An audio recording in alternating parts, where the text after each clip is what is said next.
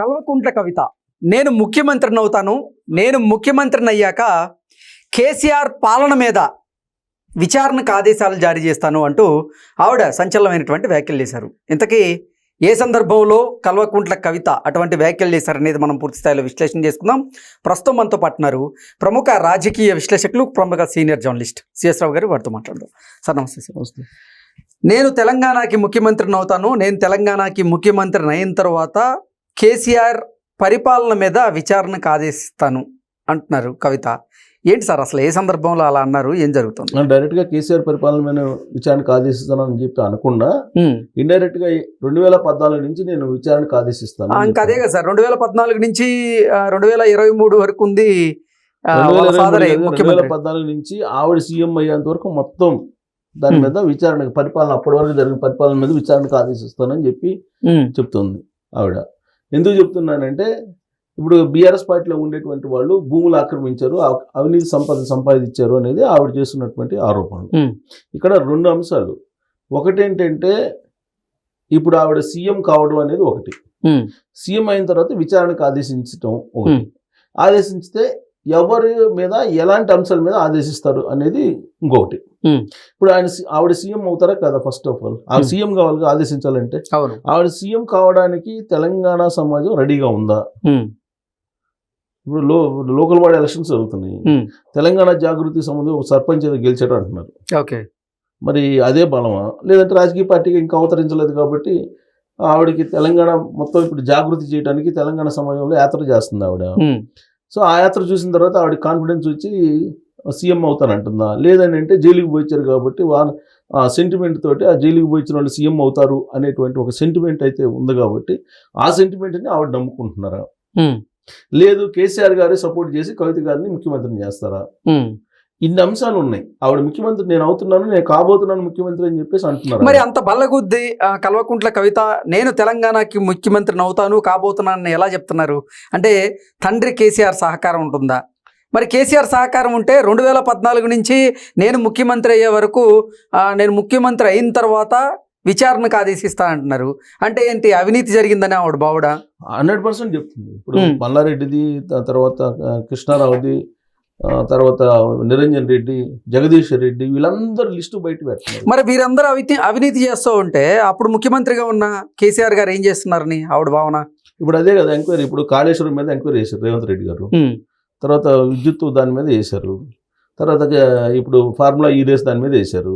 ఇవి కాకుండా ఇంక దేని మీద వేస్తారు ఆవిడ అని అంటే, ఇప్పుడు హిల్ట్ అనేది ఒకటి ఉంది, భూములు. ఆ భూములు దాని మీద వేస్తానని చెప్తున్నారు ఆవిడ. ఇప్పుడు ఆల్రెడీ ఆవిడ బీఆర్ఎస్ పార్టీ ఉన్నప్పుడు పరిశ్రమలకు ఇచ్చినటువంటి భూముల్ని మీరు హౌస్ కింద మార్చారు, అది ఎలా మార్చారు అని అడుగుతున్నారు. దాంట్లో ఒక లాజిక్ కూడా ఉంది.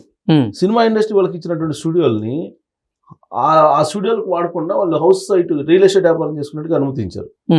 ఇలా ఇండస్ట్రీకి ఇచ్చినటువంటి ల్యాండ్స్ ని రియల్ ఎస్టేట్ వ్యాపారం చేసుకునే దానికి మీరు అనుమతించారా లేదా అని అడుగుతుంది.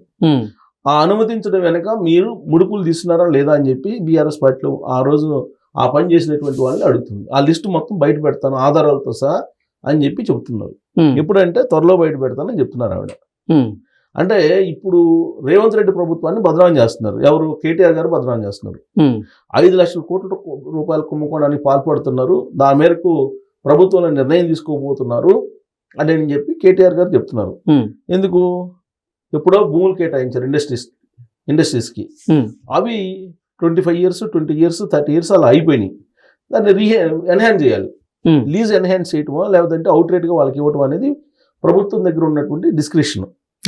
సో ఇప్పుడు ప్రభుత్వం ఏం చేస్తుంది? రిజిస్ట్రేషన్ వాల్యూ ప్రకారం ఆ కంపెనీలకు ఇవ్వడానికి సిద్ధపడుతుంది. ఆ విధంగా ఇచ్చినందువల్ల వాళ్ళ నుంచి కిక్ బ్యాక్స్ వస్తున్నాయి అని చెప్పి కేటీఆర్ గారు చెప్తున్నారు.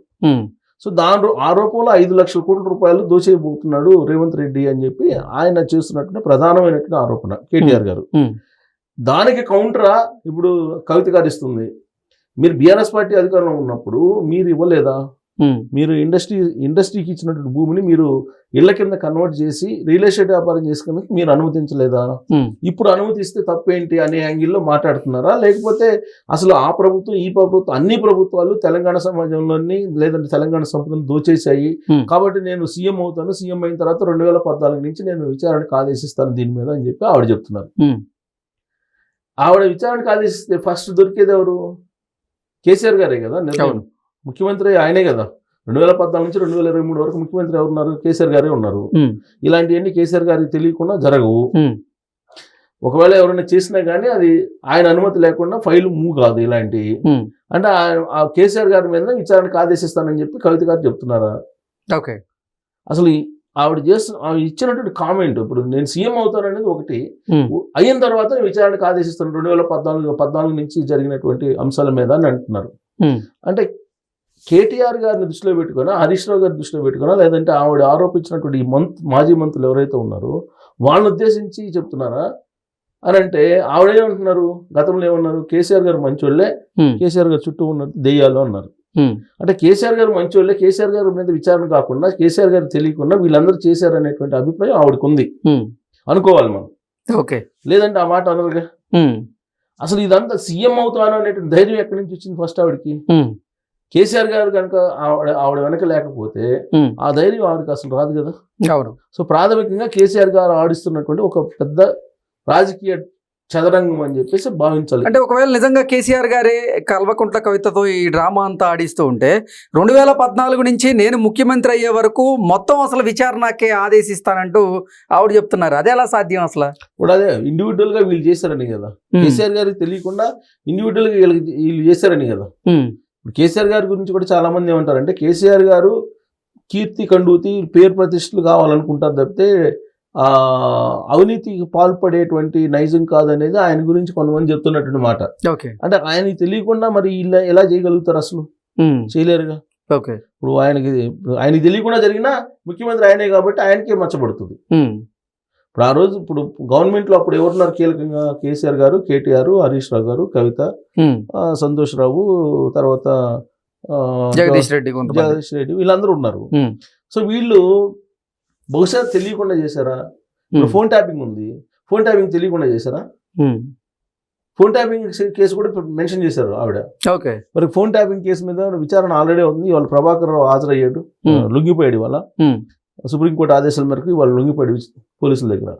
సో ఫోన్ ట్యాపింగ్ చేసి ప్రతి వాళ్ళ ఫోన్లు విన్నారు కదా. ఎంప్లాయీస్ కూడా ఒకరికొకరు ఫోన్లు మాట్లాడుకునే ధైర్యం కూడా చేయలేదు కదా. మరి దాని మీద కూడా విచారణకు ఆదేశిస్తారంటే ఆల్రెడీ విచారణ చేస్తున్నారు. మరి అసలు ఆ విచారణ అది ఎందుకు వేస్తానన్నారు? కేసీఆర్ గారికి ప్రమేయం లేకుండా వీళ్ళందరూ చేశారనేటువంటి ఉద్దేశంతో ఆవిడ ఆ కామెంట్ చేసి ఉంటారు. లేదంటే కేసీఆర్ గారి విషయంలో ఆవిడ కేసీఆర్ గారు మంచోడు అంటున్నారు కదా. పైగా కేసీఆర్ గారు అండ లేకుండా ఆవిడ తెలంగాణ సమాజంలోకి వెళ్ళలేరు. తెలంగాణ సమాజం యాక్సెప్ట్ కూడా చేయదు. ఈ మొత్తం ఎపిసోడ్ చూస్తుంటే ఆవిడ ఆరోపణలు కానీ ఆవిడకి సంబంధించిన స్టేట్మెంట్స్ కానీ ఇవన్నీ చూస్తుంటే కేసీఆర్ గారు ఫామ్ హౌస్ లో కూర్చొని కవిత గారిని ప్రోత్సహిస్తున్నట్టుగా కనిపిస్తుంది. అందుకే నేనే సీఎం అవుతాను రాబోయే రోజుల్లో అని చెప్పి అంటున్నారు. లేదంటే అంత ధైర్యం ఆవిడకి ఉండేది కాదు. Okay sir, thank you so much. Thank you.